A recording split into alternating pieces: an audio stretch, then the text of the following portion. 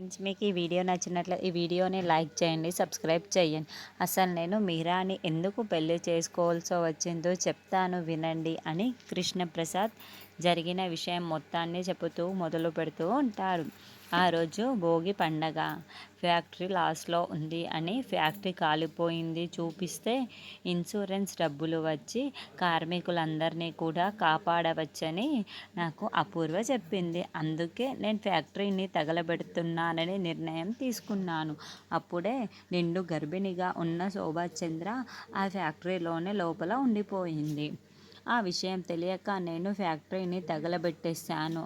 ఆ నిండు గర్భిణి అయిన శోభాచంద్ర ఫ్యాక్టరీని తగలబెట్టడంతో లోపల ఉండడంతో శోభాచంద్ర ప్రాణాలు వదిలేశారు.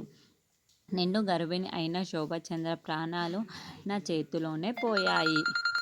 శోభాచంద్ర ప్రాణాలు వదిలేశారు. నిండు గర్భిణి అయిన శోభాచంద్ర ప్రాణాలు నా చేతిలోనే పోయాయి అని కృష్ణప్రసాద్ చెబుతూ ఉంటే అప్పుడే చరణ్ చెప్పిన మాటలన్నింటినీ భూమి గుర్తు చేసుకుంటూ ఉంటుంది. ఆ బొమ్మల ఫ్యాక్టరీ పక్కనే అప్పుడే పుట్టిన ఒక పసిబిడ్డగా చిట్టి పేరులో నువ్వు కనిపించావు. చరణ్ చెప్పిన మాటలన్నింటినీ గుర్తు చేసుకుంటూ అంటే శోభాచంద్ర మా అమ్మన అని భూమి అనుకుంటూ ఉంటుంది.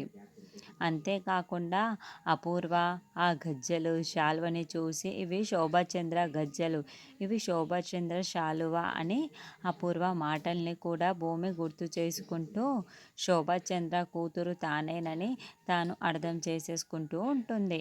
తాను శోభాచంద్ర కూతురే అని భూమి తెలుసుకుంటుంది కాబట్టి ఇప్పుడు నేరుగా శరత్ చంద్ర ఇంటికి పోయి అపూర్వకి చుక్కలు చూపిస్తుందా, అలాగే వాళ్ళ ఇంట్లోనే ఉండి అడుగడుగున అపూర్వని హింస పెడుతుందా చూద్దాం.